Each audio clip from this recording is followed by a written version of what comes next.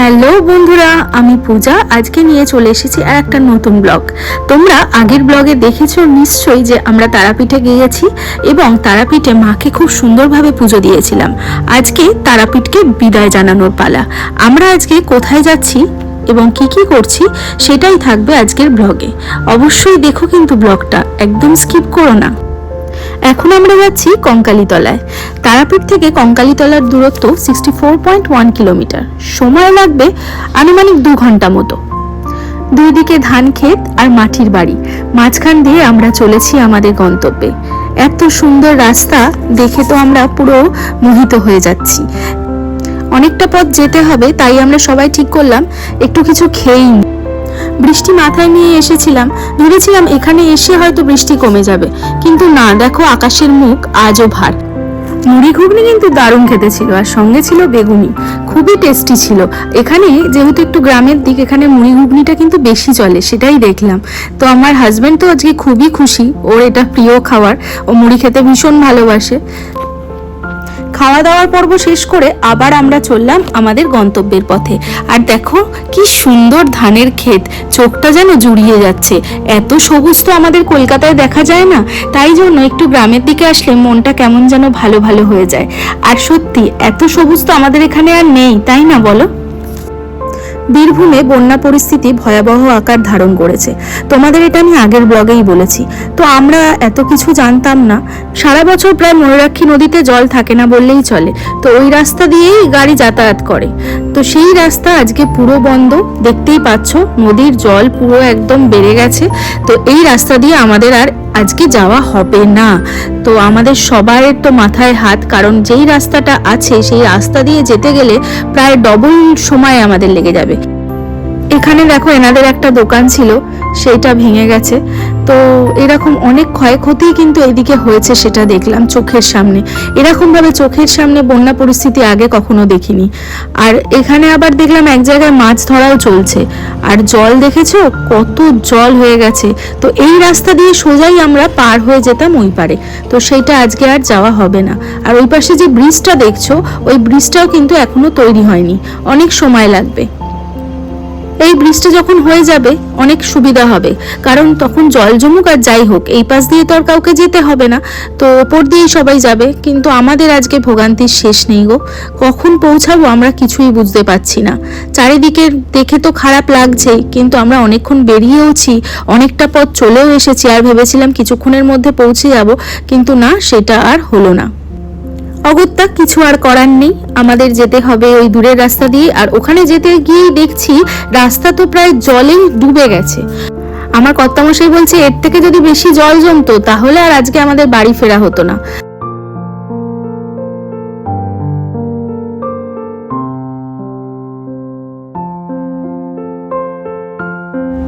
আমি তো তোমাদের বললামই যে আমরা কঙ্কালীতলা যাচ্ছি, আর শান্তিনিকেতনে বেড়াতে আসলে কঙ্কালীতলা মন্দিরে যাননি এমন মানুষ খুব কমই আছে। এই কঙ্কালীতলা হলো পশ্চিমবঙ্গ রাজ্যের বীরভূম জেলার বোলপুর মহকুমার একটি গ্রাম পঞ্চায়েত ও হিন্দু তীর্থক্ষেত্র।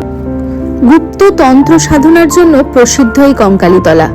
একথাও শোনা যায় যে অজয় উপত্যকার এই তীর্থভূমিতে পা রেখেছিলেন জৈন ধর্মগুরু মহাবীর।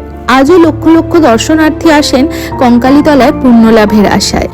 পীঠ নির্ণয়ে তন্ত্র অনুসারে এখানে সতীর অস্থি বা কঙ্কাল পড়েছিল, সেই কারণে এই পীঠের নাম হয় কঙ্কালীতলা। আবার ভারতচন্দ্রের অন্নদামঙ্গল কাব্যগ্রন্থে লেখা রয়েছে এখানে সতীর কোটি দেশ বা কোমরের অংশটি পড়েছিল। আমরা মায়ের মন্দিরে প্রবেশ করে গিয়েছি, আর এখানে দেখো পার্কিং জোনও আছে সামনে।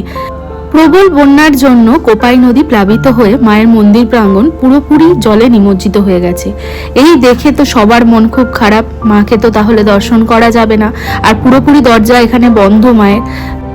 মায়ের মন্দিরের কাছেই রয়েছে বাবা কাঞ্চীশ্বরের মন্দির, আর এখানেই মাকে রাখা হয়েছে, তাই মন্দির দর্শন না করতে পারলেও মায়ের দর্শন আমরা পেয়েছি। তোমাদের কিন্তু সবটাই দেখাবো। এই হলো বাবা কাঞ্চীশ্বরের মন্দির। এখানে জানো তো তখনও ভোগের কুপন দেয়া হচ্ছিল, এই দেখে আমরা তো খুবই খুশি হয়ে গেলাম, সঙ্গে সঙ্গে চলে গেলাম কুপন কাটতে।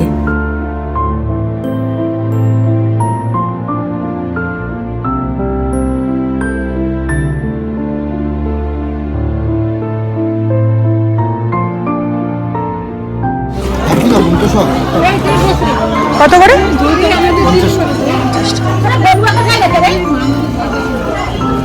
আমরা 50 টাকায় ভোগের কুপন কেটে নিলাম। এখন সবে 1:15 বাজে, এখনো অনেকটা সময় হাতে আছে, মানে 3টে অবধি এখানে ভোগ বিতরণ করা হয়। এইবার চলো তোমাদের মন্দিরটা একটু ঘুরে দেখাই, আর ভেতরেও যাব, সেটাও তোমাদেরকে দেখাবো।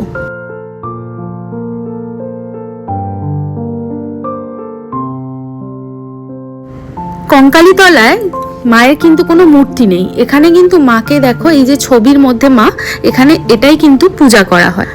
মায়ের দর্শন তো আমরা করে নিলাম, তোমরাও মায়ের দর্শন করে নাও, এখানে বাবাও আছেন। তো সব মিলিয়ে আমাদের কিন্তু দিনটা খুব ভালোই কাটলো। এইবার তোমাদের ভোগের দর্শনও করাবো। শুনেছি ভোগ দর্শনে দুর্ভোগ কাটে। মা তোমাদের সকলের দুর্ভোগ কাটিয়ে দিক, এই কামনাই করেছি মায়ের কাছে। মায়ের ভোগ নিয়ে আলাদা করে কিচ্ছু বলার নেই, সে অমৃত। তো এখানে আমি একটা কথা বলে রাখি, ভোগটা তো 50 টাকা নিয়েছিল। এখানকার মানে একদম ঘরে পাতা দই তোমরা খেতে পারো, তো সেটাও আমরা নিয়েছিলাম, সেটা কিন্তু আলাদা টাকা দিয়ে দিতে হবে। দইটা অসাধারণ খেতে ছিল, তোমরা অবশ্যই ট্রাই করো।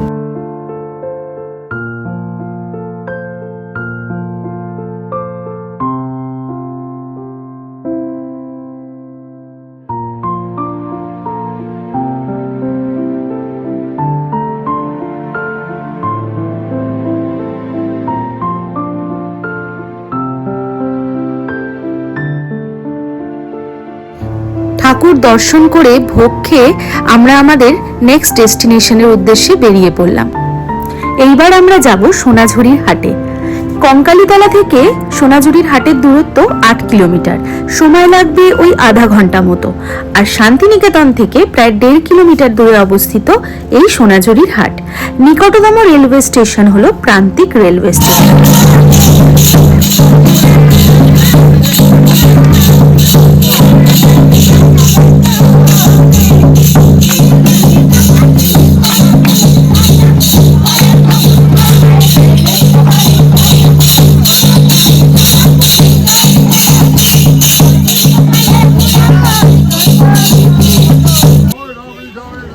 সোনাঝুরির হাট বা খোয়াই মেলা শনিবারের হাট নামেও কিন্তু পরিচিত।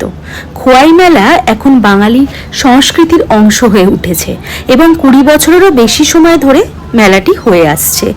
এখন সপ্তাহের প্রতিদিনই হাট বসে, কিন্তু শনিবারের হাটে বস্তা সংখ্যা অনেক বেশি থাকে। শনিবারের খোয়াই মেলাকে বলা হয় পূর্ণ হাট, আর রবিবারকে বলা হয় ভায়া হাট।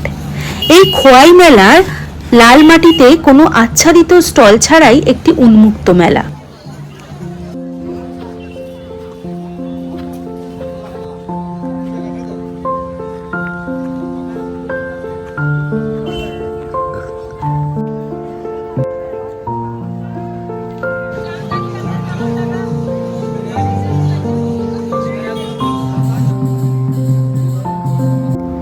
এই দাদার দোকানের আনারস মাখাটা দারুণ খেলাম। তোমরা আসলে অবশ্যই কিন্তু একবার ট্রাই করো, আর আমাকে জানিও তোমাদের কেমন লাগলো।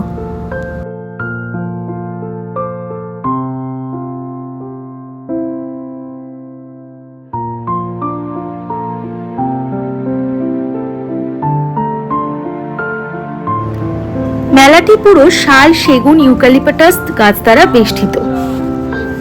খোয়াই মেলা মূলত স্থানীয় জনগণ এবং সাঁওতালি উপজাতিদের শিল্প, সংস্কৃতি এবং গানগুলিকে বৃহত্তর পরিসরে অন্বেষণ করতে শুরু করেছিল। খোয়াই মেলার প্রধান আকর্ষণ হল সাশ্রয়ী মূল্যের হস্তনির্মিত শিল্পকর্ম, যেমন এমব্রয়ডারি করা scarf, blouse, salwar kameez, kurti, shirt, বিভিন্ন ধরনের ব্যাগ এবং পার্স, নেকলেস, কাঁথা স্টিচ শাড়ি, কানের দুল, ঘর সাজানোর সামগ্রী ইত্যাদি। সাঁওতালি উপজাতিরা তাদের লোকনৃত্য লুঙ্গি পাছি নাচ এখানে উপস্থাপন করে। দারুণ ঘোরা হলো। তোমাদের আজকের ব্লগটা কেমন লাগলে অবশ্যই জানিও। ভালো লাগলে অবশ্যই আমার চ্যানেলটা সাবস্ক্রাইব করে আমার পাশে থেকো, আর যারা আমাকে ফেসবুকে দেখছো তারা আমার পেজটা লাইক আর ফলো করে দিও। আজকের মতো কিন্তু টাটা বাই বাই বলার সময় চলে এসেছে। সবাই খুব ভালো থেকো, সুস্থ থেকো। দেখা হবে নেক্সট ব্লগে নতুন আর একটা গল্পে। আজকের মতো চলি, টাটা বাই বাই।